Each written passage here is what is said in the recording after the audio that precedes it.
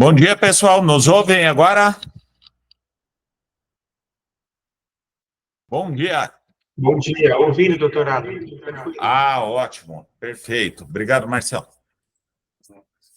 Pessoal, vamos lá. Voltando ao zero, eu tinha falado já algumas coisas, mas recomeçando aqui, como diria Einstein, né, o fracasso, a falha, né, é o princípio do sucesso, né, o caminho do sucesso. Então, essas falhas, estamos procurando entender o que aconteceu ontem, mas a grande verdade é que algum hacker entrou na nossa conta do Google. Descobrimos, aliás, que isso é algo até mais comum do que parece ser. Para nós foi a primeira vez em que ocorreu, mas, enfim, estamos aí trabalhando para estabelecer um ambiente de reunião seguro e saudável e produtivo, tá? Um tema que é muito importante, muito caro a todos os nossos parceiros, clientes, enfim, tudo mais. Estou aqui com o doutor Eduardo e a doutora Alissandra, tá? Para passar para vocês, então, a nossa opinião, as nossas orientações a respeito do relatório de transparência e igualdade salarial, né? E principalmente orientações de como proceder. O objetivo, como sempre, é fazer uma troca com vocês, uma troca de opiniões, uma troca de experiências, então fique muito à vontade para debater, para questionar durante as nossas apresentações, ok? Então, vamos lá. Doutora Alissandra, quer iniciar expondo aqui para o grupo as primeiras impressões dos relatórios que chegaram? Sim, bom dia, pessoal, bom dia a todos. Durante essa semana, alguns clientes nos procuraram, principalmente com muitas dúvidas de como interpretar esse relatório que o Ministério do Trabalho e Emprego começou a enviar para vocês, tá? E várias dúvidas foram surgindo ali da espécie do tipo, o que quer dizer aquele percentual, como que eu vou interpretar esses gráficos, o que quer dizer aquele gráfico quando ele passa para os grupos de CBOs, quais são os riscos da gente compartilhar isso nas redes sociais, quais são os riscos da gente não compartilhar nas redes sociais, quais são os próximos passos que nós teremos que tomar, como que o Ministério do Trabalho e Emprego vai fiscalizar isso, o que nós vamos fazer depois com o plano de ação que tem que ser apresentado. E tem algumas dúvidas de alguns clientes também que eles não conseguiram baixar os relatórios, tá? E eu já vou antecipando isso daí para já explicar para aqueles que não conseguiram baixar o relatório, que tem que ser feito por CNPJ, porque provavelmente quando foi responder aquele questionário que era para ser entregue até o dia 8 de março, o fez só com o CNPJ matriz, não fez com todos os CNPJ das filiais. Então, em virtude disso, vocês não vão conseguir baixar o relatório por CNPJ. Vocês ficaram restritos aí, quem fez só pelo CNPJ matriz, esse único relatório, tá? O doutor Eduardo vai explicar bem a estrutura do relatório para vocês já começarem a compreender o que quer dizer cada bloco desse. Até a gente trouxe esse... Bom dia a todos, na verdade. A gente trouxe esse slide bem didático, né? Não traduz ainda um exemplo de relatório, mas a gente vai trazer aqui um exemplo de relatório para vocês com os dados, e vamos ler os dados com vocês para vocês conseguirem interpretar. Mas, de maneira geral, todos os relatórios vão ser divididos nesses 4 blocos, né? A gente até pintou um laranja, um azul, um verde, um rosa ali para entender bem quais dados vão em cada bloco, né? Então, até passando aqui para o próximo slide, né? Blocos apresentam os seguintes dados: salário contratual e remuneração. Esses 2 dados, que a gente também já dando para vocês o que significa, né? Salário contratual é o salário base para esse relatório. E a remuneração, então, é todas as variações, né? Vai ter horas extras, vai ter premiação, vai ter, enfim, todas aquelas verbas que influem ali na remuneração da pessoa. No bloco de dados gerais, vai aparecer esse valor comparado por homem e mulher, né? A quantidade de homens e mulheres ali da empresa, e vai ter a comparação. Embaixo, grupos por CBO, então até a gente já tem alguns clientes apontando discrepâncias, porque ele vai unir pela classificação brasileira de ocupações, às vezes uma classificação ela vai ter aí 5, 6, 7 cargos, então ela pode apresentar uma discrepância, mas ela vai unir a empresa tem 20 CBOs, vai ter esses 20 ali comparado, homem e mulher, qual que é o percentual, a gente já vai explicar mais a fundo como interpretar esse percentual também.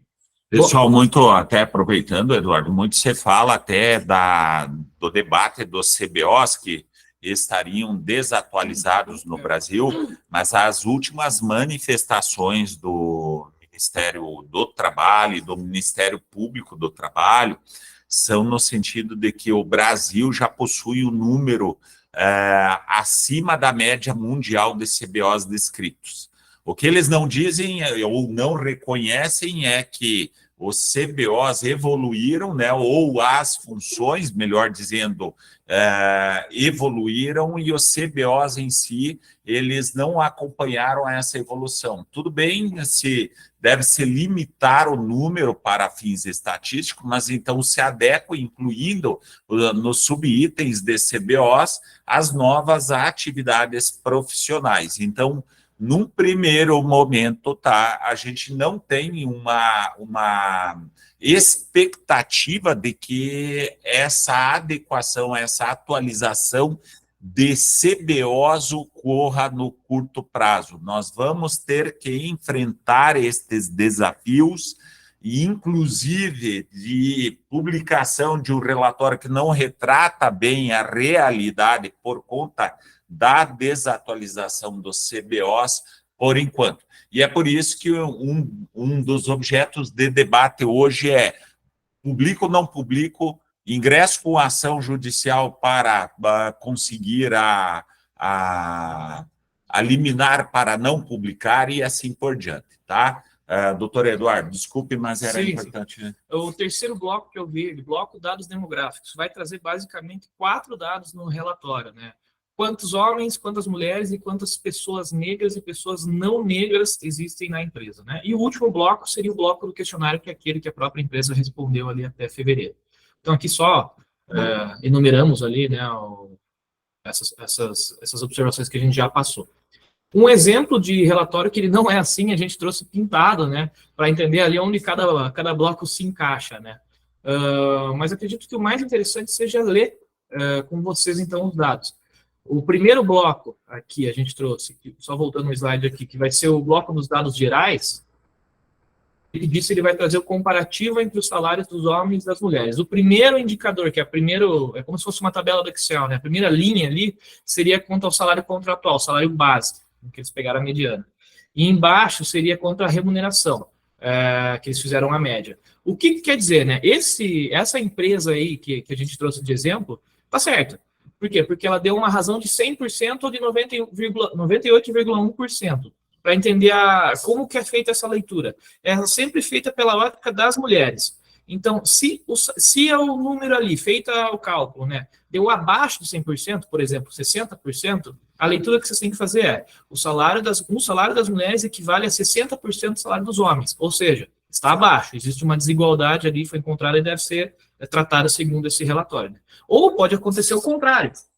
Que nós também pegamos. Que nós também pegamos. Tem casos de empresas que a razão ali foi 150%, ou seja, o salário das mulheres está acima do salário dos homens. E em que pese o relatório ele tem que ser lido por essa ótica das mulheres, ele também está apontando uma desigualdade para com os homens e também tem que ser tratada pela empresa, porque a igualdade ali vai para os dois, né? Não, lembrando que é o relatório da igualdade salarial, e não da igualdade salarial apenas para as mulheres. É importante pontuar, né, Eduardo, que nesse aspecto a lei visou, claro, inicialmente a mulher, porque historicamente e estatisticamente as mulheres ganham menos do que os homens. Então, o grande objetivo aqui é equalizar e eliminar estas distorções. Qual que é o enfrentamento para as empresas que tiveram razão, mulher ou homem, abaixo de 100%, ou seja, que indicou que as mulheres ganham menos que os homens no salário contratual mediano?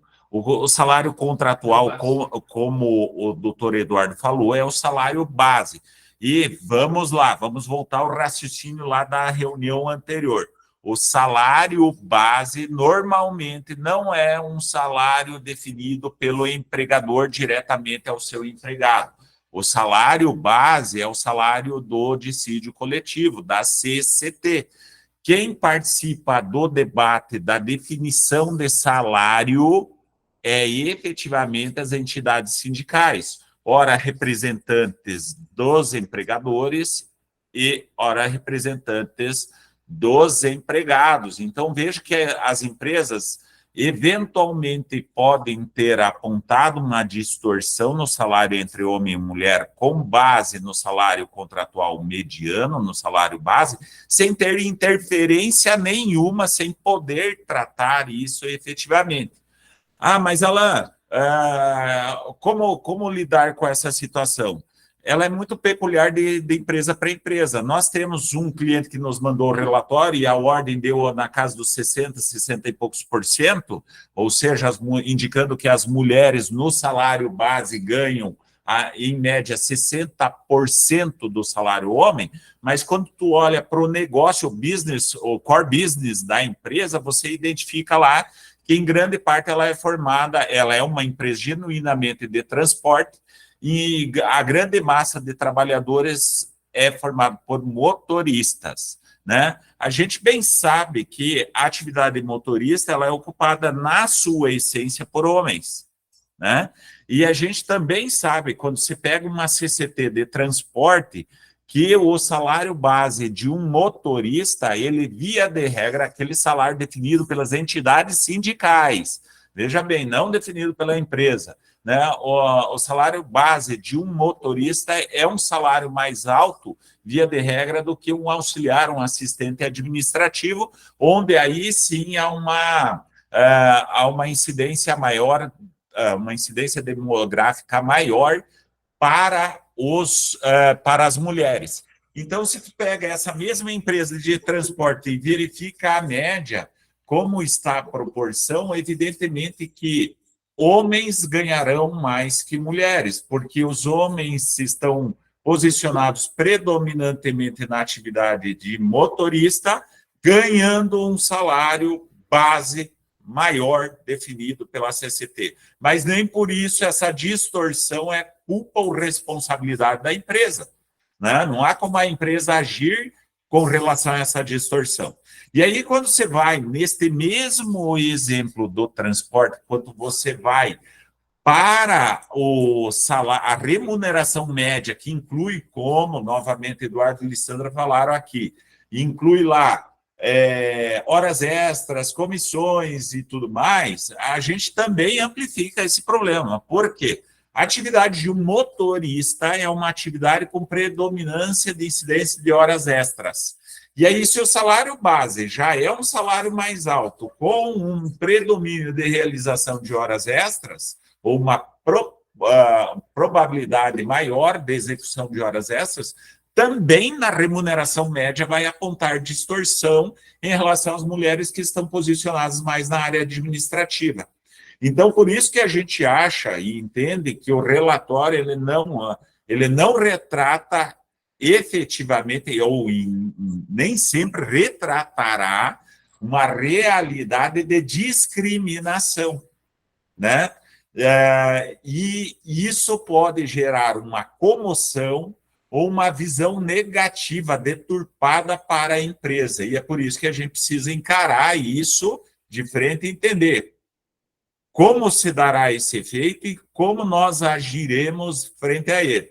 Vamos judicializar? Não, vamos trabalhar de outra forma para suportar um impacto desta imagem, né? Deste cenário em si. Ok, Eduardo? Ok. Aqui, então, o segundo grupo, né, seria o grupo por CBOs. Para entender ali, essa empresa, o exemplo, né, tinha ali 5 CBOs. 5 CBOs. Dirigentes, gerentes, profissionais, ocupações de nível superior, técnicos de nível médio, trabalhadores de serviços administrativos e trabalho em atividades operacionais. A leitura da porcentagem é a mesma. Até, inclusive, nessa empresa interessante que deu a mais. Então, deu aí 146%, 117%, dependendo se for a média ou a mediana, né, se for o salário contratual ou a remuneração, em favor ali das mulheres, as mulheres ganhando mais ou abaixo no administrativo, né? Ou no operacional equivalente, o salário das duas partes iguais. Eduardo, só uma dúvida. Aqui, este relatório que nós estamos trazendo aqui é de uma empresa que atua em que setor, segmento de mercado?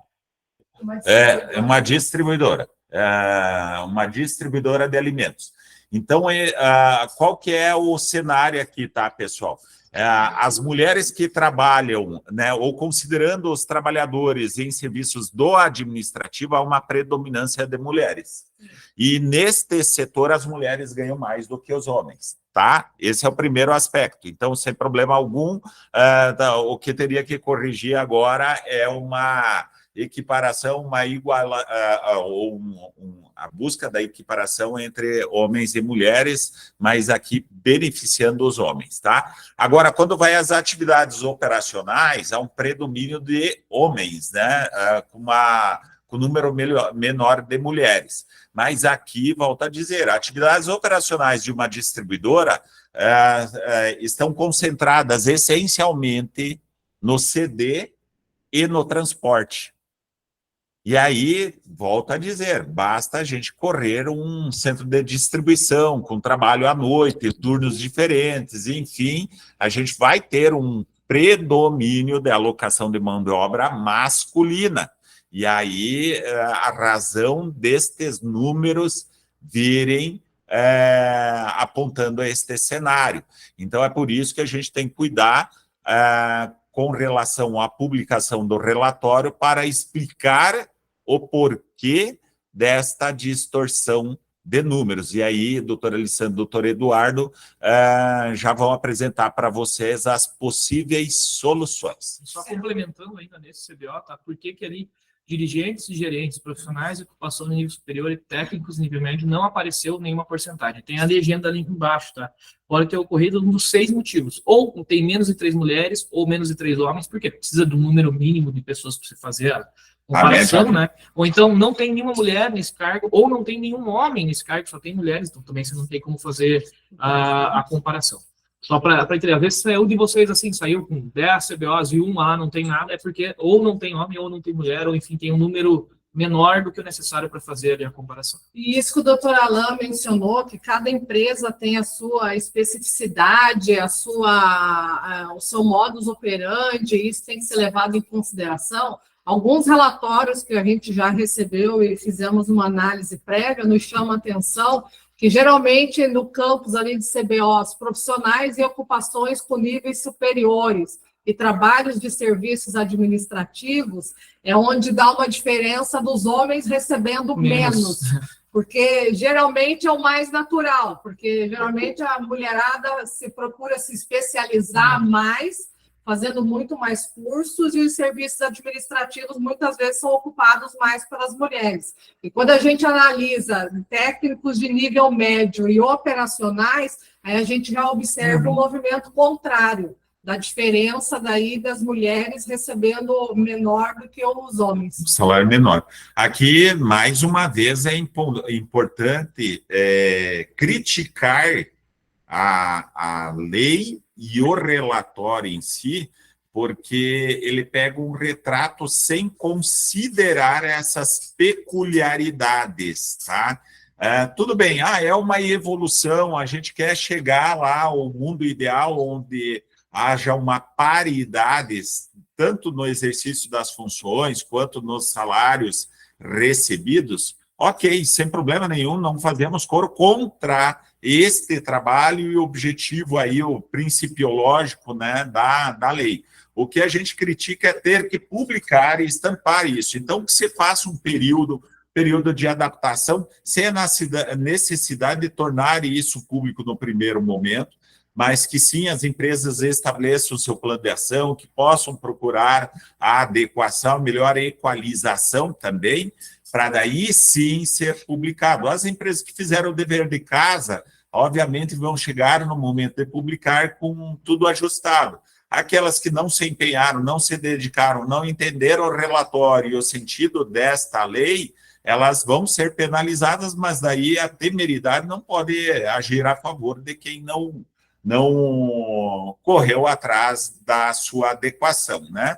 A nossa crítica vai muito, olha, não foi feita nenhuma análise estatística, ao que parece, para a construção desse relatório, e simplesmente agora está se obrigando a empresa, num curto prazo, aliás, do dia 8 ao dia 30, dia 15 ao dia 30, a empresa receberam o relatório, nem todas receberam no dia 15, algumas mais tarde, né, ter que publicar ali no Pino e tudo mais. Né? O problema maior ainda é que a publicação que as empresas terão que fazer é desses gráficos que já vêm do Ministério do Trabalho e Emprego. Daí a gente pensa assim, né? Muitos profissionais de RH que já têm contato com isso e trabalham com isso, já estão com dificuldades de interpretar esses gráficos. Imagine quando isso for para uma rede social que vai um funcionário olhar, ou então muitos concorrentes vão querer deturpar esse relatório para daí querer mostrar, nosso concorrente aqui está fazendo discriminação. Então, acho que essa é uma das maiores preocupações que nós temos que ter. É uma metodologia feita para apanhar os dados muito rasa, né? Que aí vai até um dos nossos aconselhamentos no final, ser entendido por publicar o relatório que seja publicado com a nota técnica explicando o porquê, né? O porquê desses resultados, enfim, que nem o doutor Alan, o doutor Alessandro falaram. Tem a CCT, tem a ocupação específica e tudo mais, que justifica isso, não quer dizer que é uma atitude da empresa que está, enfim, querendo prejudicar algum grupo de pessoas. Isso, é até importante, quando a doutora Alessandra menciona assim, as dificuldades de interpretação, imagina quando isso for publicado, enfim, até a concorrência aproveitar disso, mas não vamos longe, né? As próprias entidades que defendem, né, determinados grupos podem vir a atacar as empresas. Eu lembro, há um tempo atrás, salvo engano, uma das grandes empresas dos setores financeiros, dessas fintechs, né, uma das grandes fintechs do país, publicou uma foto em sua mídia social do pessoal do administrativo reunido e tinha essencialmente lá homens, né, homens engravatados, enfim, era uma realidade daquele setor. E aí, claro, ela sofreu uma série de críticas pelo predomínio da presença de homens dentro da empresa. Tudo bem, eu não estou aqui querendo defender essa empresa, só estou colocando o fato de que isso chamou muito a atenção. Como aquilo chamou muito a atenção, pode ser que o nosso relatório, ao ser publicado, também chame a atenção de alguém e venha a receber uma conotação pejorativa. Ótimo. Passando aqui para o terceiro bloco, então, que é o bloco dos dados demográficos, que realmente é bem simples, né? Composição total de empregados por sexo, etnia e raça. Então, quando são homens, mulheres, e na raça foi simplificado, quando são pessoas negras e pessoas não negras, né? Nesse caso aqui, a predominância ali de homens e mulheres, homens negros, né, mas também muitas mulheres negras e um pouquinho ali de pessoas não negras. Segura aí, que também é importante o comentário aí, Eduardo. O que acontece aqui, pessoal? Aqui que é uma quebra de paradigma, né? Para quem tinha dúvida sobre a lei abordar essencialmente a diferenciação de salários de homens e mulheres, aqui há um esclarecimento muito claro de que o objetivo também é atacar outras distorções, né, de sexo, etnia, raça e assim por diante. Então, no nosso entendimento, isso vai evoluir ainda mais. Sim. Né? Então, neste caso, a empresa possui mais mulheres negras, né, mas possui, no geral, menos mulheres do que homens. De igual sorte, ela possui menos homens não negros e mais homens negros em seu quadro funcional. Exato. E o quarto e último bloco, que seria o questionário que a própria empresa respondeu ali em fevereiro, né? Quais seriam os critérios de remuneração e ações para garantir a diversidade?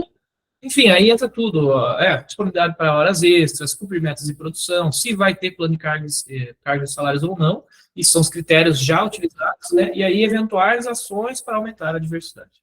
E nesse campo aí, com relação a essa empresa, é legal a gente observar que daí já justifica uma diferença, principalmente naquele slide, quando fala dos grandes grupos de CBOs, volta lá só um pouquinho, Eduardo, dos grandes grupos de CBOs. Ó, quando a gente vê ali, né, atividades operacionais, é que essa empresa ainda não tem uma distorção muito grande, mas a gente percebe em atividades operacionais que há uma distorção ali de 6%, arredondando para baixo, tá? De 6%. Só que a gente observa lá naquele gráfico, se puder voltar lá, Edu, que a empresa, ela coloca ali que uma das questões dela é cumprir metas de produção. Então, provavelmente, essa distorção que está tendo ali entre homens e mulheres na questão da operação é justamente disso, dos homens estarem cumprindo, muitas vezes, mais metas de produção, porque às vezes estão fazendo mais horas extras e tal, e é por em virtude disso que se justifica essa diferença que apareceu ali de 6%. Ou até mesmo, volto a dizer, né, num ambiente, como a gente trouxe aqui um relatório de uma distribuidora, na verdade, num ambiente desse de operação, você tem, por exemplo, o transporte. O transporte, ao cumprir metas de produção, ele pode ter lá volume de cargas entregues. E aí, naturalmente, como há um predomínio de homens nessa atividade, sim, vai apresentar distorção. Outra, vamos lá proceder. Número de toneladas separadas, né? Basta adentrar a um CD, né, um centro de distribuição de uma distribuidora, de uma grande rede de varejo, de uma indústria, para você ver, sobretudo em determinados turnos, o predomínio de homens nesse ambiente. Mas Alain, então isso sempre vai acontecer, o contrário é mais difícil? Não, por exemplo, a gente trouxe o caso das indústrias têxteis aqui do Vale Europeu de Santa Catarina, né, em que no setor de produção daí você inverte, dá um predomínio maior de mulheres do que homens. Ou então no setor administrativo, onde há um predomínio também maior de mulheres do que homens. Então a gente precisa relativizar isso. O grande objetivo agora é, a partir do relatório apresentado, né, estabelecer, então, o plano de ação a fim de corrigir as distorções. E aí nós entramos justamente no aspecto em que a gente quer ser contributivo, a gente quer ajudá-los a tomar a decisão do que fazer a partir do recebimento deste relatório, tá?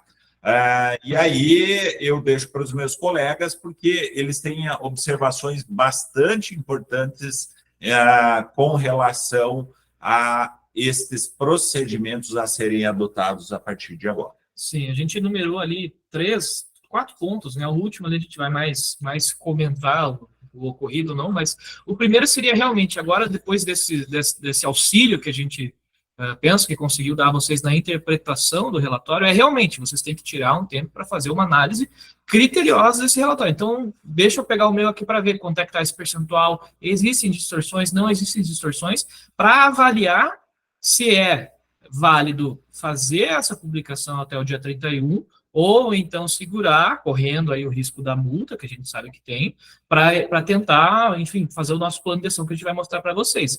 E mesmo assim, né, caso entendido, não, vale a pena correr o risco, vamos publicar. A gente entende essencial a realização de uma nota técnica, né, contendo todas essas justificativas que a gente já citou aqui. Olha, a convenção coletiva dá o piso de X, né, a maior parte dos nossos funcionários estão na função tal, exemplo, motoristas, então tem essa discrepância, a gente tem muitas funções com horas extras, então tem que ter uma nota técnica explicando nas minúcias por quê. Se preparando para eventual ação do Ministério Público do Trabalho ou do Ministério do Trabalho e Emprego. Pessoal, na verdade, essa nota técnica ela tem que ser feita com muito critério, tá? Então, tanto a análise quanto a nota técnica, a gente gostaria de nos colocar à disposição de vocês para análise e interpretação do relatório.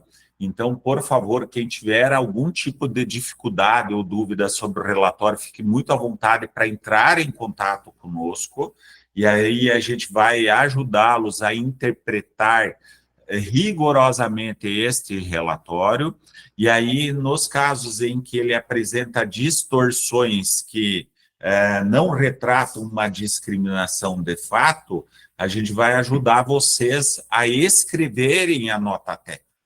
E olha que interessante, muitas vezes a nota técnica não é uma justificativa de direito, é uma justificativa macroeconômica, né? É uma justificativa com estatísticas, inclusive, sociais. Então, a gente precisa amparar essa nota técnica com bastante dado e dados precisos e públicos para que não se entenda que a empresa é uma empresa que estabelece a discriminação. Então, estamos nos colocando à disposição de vocês para ler um a um com vocês os relatórios, interpretá-los adequadamente e chegar a um entendimento. Se o relatório está mostrando indevidamente uma discriminação, e aí juntos prepararmos a nota técnica para explicar por que existem tais distorções. Então, por favor, nos procurem, nos contactem para que a gente faça esse mutirão aí de análise e de elaboração da nota técnica. Isso é essencial. Mas também, né, doutor Eduardo, doutora Alessandra, a questão da publicação, né, decidir ou não, primeiro, vamos publicar, né, vamos publicar. Este relatório que nós trouxemos de exemplo, eu acho que ele é passível de publicação, sim, ele não apresenta grandes distorções, ele não apresenta grandes anomalias, acho que cabe aqui, sim, uma nota técnica, tá, mas eu publicaria. Agora, onde eu publicaria? Tá? No termo, no rigor legal, doutora Alessandra, o que a lei fala? Em que ambiente eu devo publicar? Eu estou até com o artigo aqui aberto, eu até vou ler para vocês entenderem, tá? O relatório de que trata o CAPF deverá ser publicado nos sítios eletrônicos das próprias empresas, ou seja, aquelas empresas que têm site, nesse site eles têm que ser publicados, nas redes sociais ou instrumentos similares, garantida a ampla divulgação para os seus empregados, colaboradores e público em geral. Tá, então, pessoal, vamos lá. Não basta só a gente colocar lá no site, tá? Quem tem mídia social também deve ser publicada na mídia social. Ok, o que nós podemos fazer, por exemplo, uma orientação, e aí é muito um trabalho multidisciplinar, do RH com a direção da empresa, com o jurídico e a área de marketing, né? Então, você pode fazer imagens em carrossel, e explicando inicialmente a publicação do relatório e deixando para as últimas abas o relatório em si. Então, você pode primeiro explicar, ou seja, veicular ali uma nota técnica, né, que ela pode ter até recursos de marketing como headline, storytelling, enfim, vários outros argumentos, para daí só então aparecer o relatório. No site, veja que o dispositivo legal, ele não fala do ambiente, em que local do site deve estar publicado. Evidentemente que a expectativa aqui é de que seja na primeira página. Só que, para as empresas que possuem uma aba de RH, nós podemos colocar na primeira página uma chamada que conduza ao relatório, enfim, alguma coisa assim. Novamente, nos colocamos à disposição de vocês para ajudá-los na publicação, tá? Isso para as empresas que não veem problema na publicação do relatório ou que o relatório não apresenta distorções que não são compatíveis com a realidade de fato, ou seja, que não são distorções perseguidas pela lei, que é justamente a discriminação em si, né? Então, essa é uma observação importante a fazer. Mas, uma vez decidido publicar, ou aceitando o relatório como válido, o que é preciso fazer, doutor Eduardo? Plano de ação? Sim, plano de ação tem que ser elaborado ali o plano de ação. Vamos até voltar um pouquinho aqui.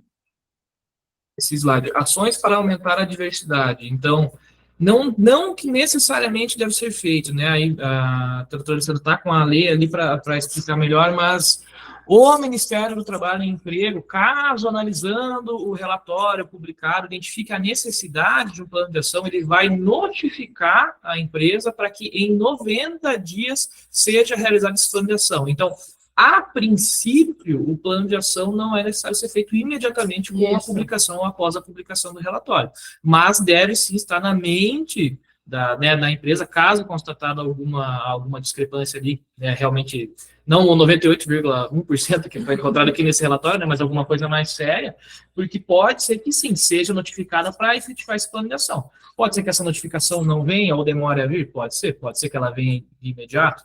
Pode ser. Esse plano de ação tem que estar na mente da direção da empresa, do RH, já tem que ter alguma ideia sendo formulada para, em 90 dias, após a notificação ser feita, ser apresentada. É importante observar também que a notificação para a implantação ou elaboração do plano de ação, ela vai vir no automático, tá, pessoal?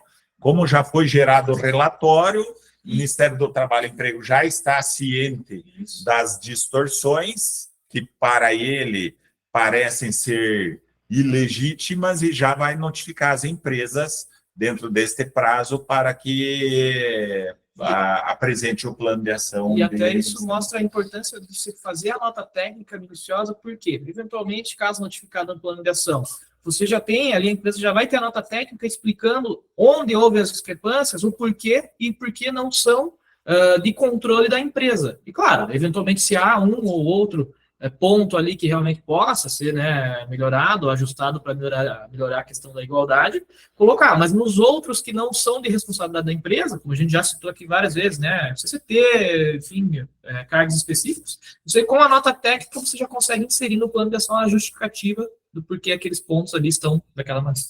Perfeito. Doutora Alessandra, alguma observação em específico em relação a esse aspecto? Eu até estava buscando aonde que eu tinha lido, e é justamente na portaria 3.714, que é como que as empresas serão notificadas, tá? E aqui eu vou ler para vocês, ó, a notificação a que se refere ao CAPT, que é a notificação se vocês vão ter que fazer o plano de ação ou não, será realizada a partir da implementação do domicílio eletrônico trabalhista. Isso nós vamos já passar para vocês na semana que vem, porque o que vai ser o domicílio eletrônico trabalhista? As empresas elas vão ter, salvo engano, até dia 30 de maio, 30 ou 31 de maio? 30 ou 31? 31. Então, até dia 31 de maio, para fazer a inscrição no seu domicílio eletrônico trabalhista. O que isso quer dizer? Essas notificações elas passarão a serem feitas por e-mail. Então, as empresas, salvo as de pequeno e médio porte, as de grande porte, elas já são obrigadas, até dia 31 de maio, a fazer essa inscrição para o domicílio eletrônico trabalhista. Até é importante essa observação, pessoal, foge um pouquinho aqui da temática, mas a partir da implantação do domicílio eletrônico trabalhista, vocês não vão mais receber carta de citação de processo trabalhista, de ação trabalhista, tá? Então, não chegará ao endereço da empresa uma carta de citação. Vai chegar todas essas citações, notificações até do Ministério Público do Trabalho, do início de um inquérito civil, enfim, de qualquer tipo de interpelação dos órgãos relacionados as relações de trabalho da empresa vão vir para o domicílio eletrônico trabalhista. Isso é legal no aspecto de organização. Imagina as empresas com inúmeros estabelecimentos, filiais e tudo mais, estas empresas concentrarão em um único lugar e sob a responsabilidade de um único departamento ou pessoa o recebimento destas notificações. Então, a gente vai evitar a perda de prazos, revelias, que volta e meia acontecem nas empresas, porque uma notificação trabalhista foi recebida e esquecida de encaminhar para a matriz, para o RH ou para o jurídico e assim por diante, tá? Então, é justamente no domicílio eletrônico trabalhista que virá a notificação de implantação, de necessidade de implantação do plano de ação. Para o plano de ação, também estaremos à disposição, doutor Eduardo, para auxiliá-los na elaboração do plano de ação. Inclusive, nós já temos clientes solicitando, o escritório pode cooperar aí com a elaboração, por exemplo, do plano de cargos e salários? Sim, efetivamente. Do desenho arquitetônico aqui das atividades funcionais? Sim, perfeitamente. Com a estrutura e a definição de uma política de remuneração por produtividade e desempenho, meritocracia, sim, inclusive isso já fazemos para muitos, tá? Então, é importante, pessoal, vocês contarem com o apoio do jurídico nessa hora. E eu sempre ressalto isso. Pode parecer, o jurídico vai dominar o assunto. Não, o nosso objetivo sempre é tratar o assunto dentro da empresa com uma equipe multidisciplinar. É jurídico, é RH, direção, enfim, DHO, né, quem tem, enfim, para que a gente estruture o melhor plano aqui a fim de combater eventuais distorções. E, pessoal, tem sim as situações em que as empresas não são, e na sua maioria absoluta, não agem com discriminação, mas há muitas vezes uma falta de esforço de gerar ou de angariar, por exemplo, determinados grupos para algumas atividades. Então, vamos pegar lá o exemplo nós tivemos todo esse enfrentamento na época dos PCDs, né? Quando implantados os PCDs. E qual que é a necessidade hoje? Muitas empresas dizem assim, poxa, hoje está faltando esta mão de obra de PCDs para eu contratar. Ok, isso de fato é uma realidade, mas cabe à empresa agir e promover políticas de divulgação de vagas específicas para este grupo. Então, caberá às empresas, por exemplo, no plano de ação, divulgar, contrata-se, voltando ao caso dos motoristas, né? Contrata-se motorista profissional mulher. Então, divulgar estas vagas, né, abertamente, não significa que só poderá contratar mulher, porque a empresa também não pode ficar refém da inexistência de profissionais habilitados para tanto. Mas a empresa precisa mostrar que adota ações positivas e afirmativas no sentido de gerar oportunidades para este grupo de trabalhadores ou trabalhadoras ter sua oportunidade de trabalho, mesmo naqueles ambientes dominados, a princípio, só por homens. E isso, inclusive, é interessante, porque no próprio decreto ali, que vai falar o que a empresa tem que fazer nesses planos de ação, né, que nada mais é do que as medidas a serem adotadas, as metas e os prazos. Tá? Esse tem que ser o plano de ação. E uma das diretrizes que eles dão é criação de programas, e é justamente isso que o doutor Alain falou, porque é justamente a capacitação e formação de mulheres para um ingresso, a permanência e a ascensão no mercado de trabalho em igualdade de condições com os homens. Ou seja, em uma empresa de logística, que tem uma grande contratação de motoristas. O que a empresa deve fazer? Justamente publicar a divulgação de vagas para o universo feminino. Isso está dentro do próprio decreto. Perfeito. E aí nós chegamos ao último aspecto aqui, a empresa recebeu um relatório que aponta uma distorção significativa, mas uma distorção incompatível com uma atitude que possa ser caracterizada discriminatória. Publicamos ou não?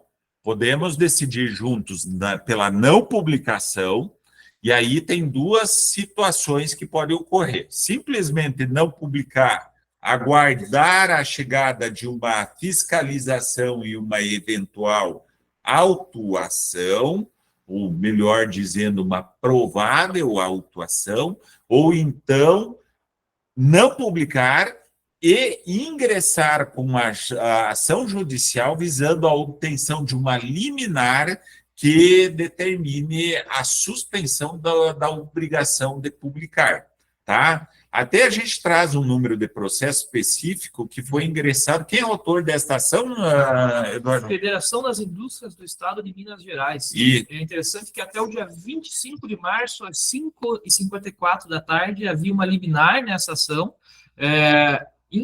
que sustava a obrigação de publicação do relatório em âmbito nacional.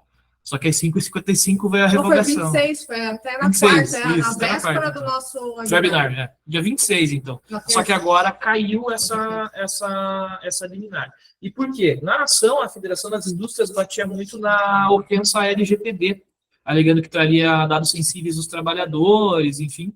Mas, de fato, o relatório não traz esses dados sensíveis. Então, essa justificativa não tem como se basear para entrar com a ação. O que não quer dizer que não existam outros fundamentos para entrar, como, por exemplo, a questão do CBOs. A questão do CBOs pode ser uma justificativa, sim, para as empresas ingressarem com a ação. pessoal, até antes quando estávamos no prazo de preenchimento do relatório, do envio de informações ao Ministério do Trabalho, que foi quando a gente fez o primeiro webinar, já algumas empresas, entidades sindicais patronais ou associações já haviam ingressado com a ação judicial, objetivando a liminar.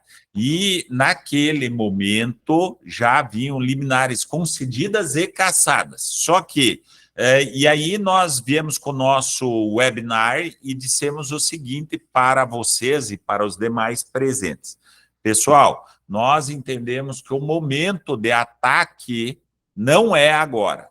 O momento de judicialização fica para a chegada do relatório, porque nós precisamos entender se o relatório irá apontar, de fato, distorções que não necessariamente apontem que a empresa age com discriminação. Porque, com isso, agora com o relatório em mãos e com os dados estatísticos, eu entendo que a gente pode explorar argumentos bastante precisos para demonstrar ao judiciário que as distorções não são da responsabilidade da empresa, ou a empresa não age no sentido de realmente criar deliberadamente tais distorções. Por quê? Porque tem lá uma CCT definida por sindicatos que estabelece salários majoritariamente mais altos para atividades que são ocupadas predominantemente por homens, né? Veja que, por exemplo, quando a gente trata, e isso é questão de censo, pessoal, a gente pode usar o próprio relatório do IBGE, né, a favor da argumentação dessas ações. Vamos pegar um pouco a questão de raça, etnia, sexo, né? Quando a gente compara o sul do Brasil com a região nordeste, ou enfim, sudeste, o número de negros é maior naquelas regiões do que aqui. Isso é uma estatística de IBGE. Não é uma estatística, não é algo que a empresa procura criar. Claro, volto a dizer, a empresa sim tem que estar comprometida com ações afirmativas no sentido de trabalhar e combater essas distorções. Mas até a disponibilidade de mão de obra, tá, de determinados grupos de trabalhadores pode afetar e trabalhar para essa distorção sem que a empresa deliberadamente o faça, tá? Então, precisamos juntos analisar os relatórios e verificar é passível de publicação, vamos publicar e fazer uma nota técnica explicando por que de eventuais distorções, ou não, não vamos publicar, porque aqui a situação está bastante delicada, e vamos ingressar com a ação, ou não vamos publicar e não vamos ingressar com a ação, vamos esperar a autuação do Ministério Público do Trabalho e aí apresentar defesa administrativa no processo, no auto de infração. Doutora Alessandra, me fala aí um pouquinho os parâmetros da multa para que todos possam saber. Então, caso a empresa opte em não fazer a publicação, o próprio decreto traz ali que ela pode ser autuada e ser aplicada uma multa, tá? Essa multa, ela pode variar entre 3% da folha de pagamento até o limite de 100 salários mínimos, que hoje, considerando o limite máximo de autuação, vai ser R$140 mil, tá?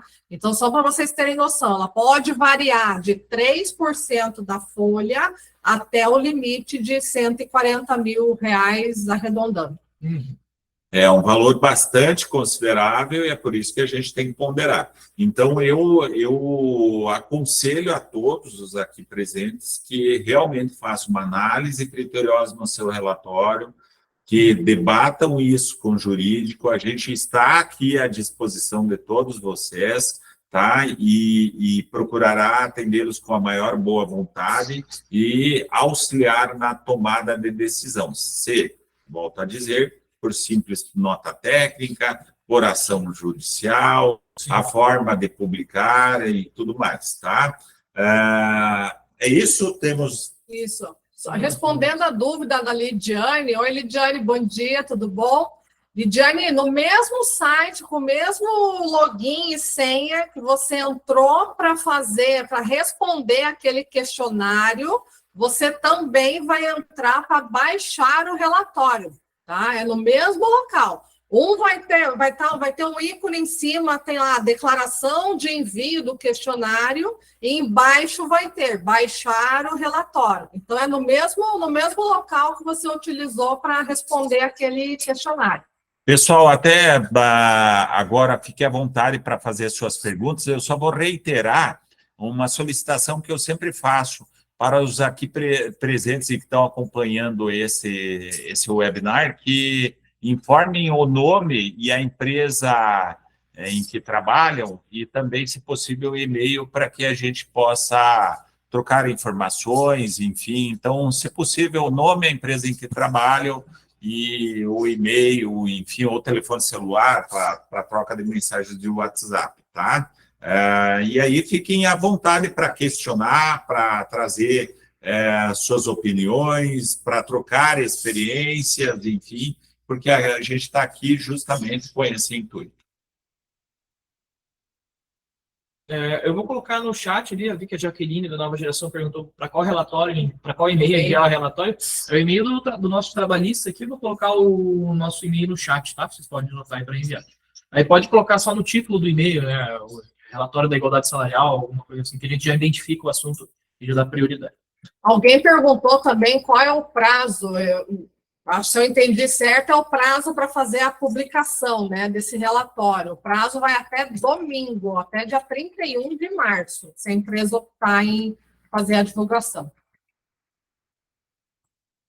Pessoal, daí alguém pode estar se questionando, poxa, mas daí o webinar saiu em cima da hora, né, já no limite do tempo. É que de segunda para cá é que a gente começou a receber relatórios de clientes e decidimos aí organizar esse webinar. Eu diria assim, doutora Alessandra, doutor Eduardo, me corrija se eu estiver enganado, tá? Temos um risco grande de, ao não publicar exatamente na segunda e publicar na terça, na quarta, na quinta, acredito que se o prazo for curto, ou seja, a gente não exagerar aí no atraso de publicação, não teremos problema. O importante é publicar, né? Então, é publicar ou não publicar fundamentado. O importante é publicar com nota técnica, o importante é não publicar com uma decisão judicial liminar, tá? E a gente está preparado para isso. Então, não vamos fazer, porque tem um limite de prazo aí, eu entendo que as consequências não virão, até porque isso é para o Brasil inteiro. Então, não imagine, pelo menos, eu posso ser surpreendido com essa opinião, mas não imagino que o Ministério do Trabalho e Emprego ou o Ministério Público do Trabalho esteja aparelhado suficientemente para já sair autuando as empresas na segunda. Não, e na até terça, por se tratar de uma autuação administrativa, ela também tem um procedimento, porque não é porque a empresa não vai fazer a publicação que já vai vir a conta lá para ela pagar. Vai ter prazo para defesa, vai ter prazo para recurso, então a gente também tem que observar esses trâmites legais de uma infração administrativa. E sempre há a possibilidade de prorrogação do prazo, né? Não sabemos se vai acontecer, mas, enfim, o governo federal já fez algumas vezes com esse próprio assunto de prorrogar o prazo por mais alguns dias, algumas semanas. Então, pode ser que ocorra também. Como nós somos surpreendidos na terça-feira com a mudança, que antes estava suspenso, e daí agora não está mais, também não nos surpreende que hoje saia alguma coisa. Pessoal, alguém tem alguma pergunta a fazer?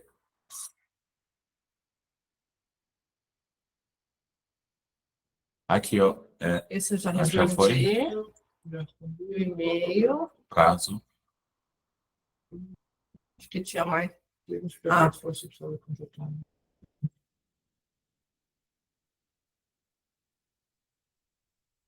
A diferença da mediana e a média. Oi, Larissa, essa questão de média e mediana, tá? É um cálculo aritmético que foi usado como base pelo Ministério do Trabalho. Por quê? O salário contratual, que é o salário base, ele não vai ter as alterações mensais, né? De hora extra, enfim, de ganhar alguma coisa ali a mais que vai influenciar nisso. Então, para esse caso, foi escolhido a mediana, se eu não me engano, que é por quê? 50% abaixo, 50% acima. Escolhe um número que está no meio. Para mim, que sou advogado, fica um pouquinho difícil ali contra ele. E para o outro foi feita a média, que é o quê? Soma tudo e divide pelo número total de funcionários. E também o resultado vai ser dar o valor médio, o valor no meio. É só porque como o valor é fixo e outro valor pode ser variável mensal, de um foi somado tudo, e o outro não foi somado, apenas foi analisado todos os valores e selecionado o valor de meio. Okay. De quem foi a pergunta? Larissa Soares. Larissa, então, assim, novamente, caso você queira entender com maior profundidade ou não tenha ficado bem claro essa questão, também pode entrar em contato direto conosco aqui, e aí a gente explica direitinho, olhando para o teu relatório, inclusive. Até para as empresas aqui, contra Sesc, Videa também, nós estamos conseguindo gerar o relatório como procedemos. Também precisamos analisar melhor, né? Tem que nos enviar ali o CNPJ para investigar até o número de funcionários e tudo mais, que tem que ter 100 funcionários, né? Tem todos os critérios ali. Ou, às vezes, né, saiu o relatório sem análise, pode ser que tenha uma discrepância muito grande, não tenha homens, no CBO, enfim, tem todas essas questões que a gente precisa analisar com mais minúcia para você. E o que está acontecendo também, tá? São duas ações, tá? Às vezes a pessoa que está buscando acessar o relatório com o login e senha não tem autorização para acessar o relatório, isso também está acontecendo, e também tem empresas que em dezembro de 2022, que foi quando eles tiraram essa base para fazer esse relatório, não contavam com 100 empregados. Então, responderam o questionário, mas como não conta com 100 empregados, não está saindo esse relatório. Uma das primeiras orientações que a gente dá é, de fato, entrar em contato com o Ministério do Trabalho e Emprego, para que eles orientem, para que eles já verifiquem de pronto aonde que está esse problema. Se é com o login, ausência de autorização para baixar o relatório, ou se é em virtude de qualquer outro problema que porventura possa estar ocorrendo. Eu vi que o Ítalo levantou a mão e agora ele escreveu, não sei se a dúvida é essa mesma, ou Ítalo, quiser abrir o áudio e questionar diretamente, fique à vontade, tá? Pessoal, quem quiser fazer a pergunta aí por áudio, enfim, pelo vídeo, fique bem à vontade, tá? Mas já antecipando, Ítalo, então, como a doutora leu no dispositivo legal, ele trata do site e mídia social. na mídia social, a gente orienta que não escancare logo de cara o relatório em si, faça lá a publicação em carrossel, né, que são vários posts, e aí deixe o relatório em si para os últimos e use os primeiros para explicar o sentido do relatório ou o contexto do relatório, tá? A gente pode orientar vocês a fazer isso. A Michele também está questionando, para quem já encaminhou o relatório para o nosso escritório para análise. Então, qual que foi o nosso objetivo, Michele? Como nós recebemos entre segunda e ontem vários relatórios, a gente quis primeiro organizar o webinar, dar um apanhado geral, para daí agora começar a posicionar um a um. Então, o objetivo, sim, é contactá-los e também que vocês nos contactem para a gente poder orientá-los da melhor forma, tá? Dani, tem uma dúvida ali também, o relatório sai individual por CNPJ, isso, ou um para a matriz e outro para uma das filiais, isso mesmo, tá? É por CNPJ. E como eu falei anteriormente, teve empresas que quando foi responder o questionário, respondeu só com relação a um CNPJ, e daí não está conseguindo tirar o relatório dos outros CNPJs, não está conseguindo porque o questionário não foi respondido dos outros CNPJs. Ok? Darliane, tem que ser no site e nas mídias sociais, nos dois, Darliane, nos dois, tá?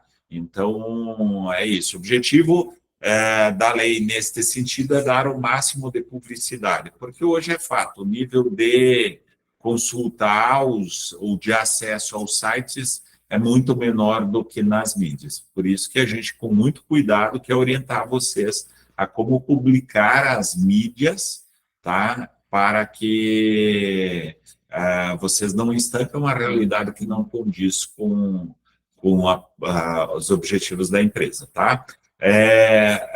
Doutor Eduardo, se a gente puder, além do colocar o celular corporativo do departamento para mensagens de WhatsApp, enfim, tá?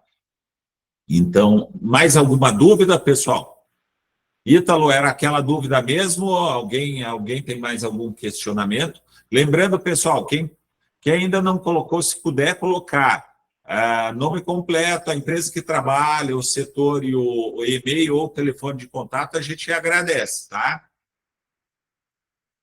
E, novamente, eu gostaria de agradecer também muito a presença de todos vocês, tá? Nesse webinar, desculpando-nos do ocorrido ontem, infelizmente saiu do nosso controle o que ocorreu, foi um fato terrível, infelizmente, de alguém desocupado, mas o importante é que estamos aqui novamente para tentar ajudá-los no que for possível, tá? E comprometidos em sempre dar o maior qualidade aos nossos eventos e maior segurança também a este ambiente. Já que estamos falando de redes sociais, por favor, nos sigam nas nossas redes sociais. A gente também está no Instagram, no OTJ Advogados Associados. E no LinkedIn também. LinkedIn também. Um abraço para a Lidiane aí, que falou que a gente tem muita atenção com ela. Imagina, Lidiane.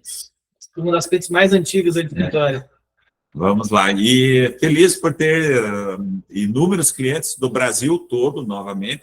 Claro que a gente sempre espera uma presença maciça, mas esse, como foi organizado em cima da hora, enfim. Eventualmente, a gente volte a organizar um novo na próxima semana, tá, pessoal? Então, a gente vai estar muito à disposição de vocês para que vocês tenham o máximo de informação e informação segura nestes próximos dias. Ok? Ok, é isso. Então, pessoal, muito, muito obrigado mesmo pela presença. Aguardamos o contato de vocês. Estamos aqui para ser aí um braço de apoio, né, para todos que trabalham no RH, na direção das empresas, na gestão estratégica e poder superar esse momento de dúvida, esse momento de inquietação com o melhor resultado possível. tá bom? Contem sempre conosco. Um abraço a todos, ótimo feriado, ótima Páscoa e fiquem com Deus, tá? Tchau, pessoal. Prazer. Tchau, pessoal. Obrigada pela presença. Uhum. Uhum.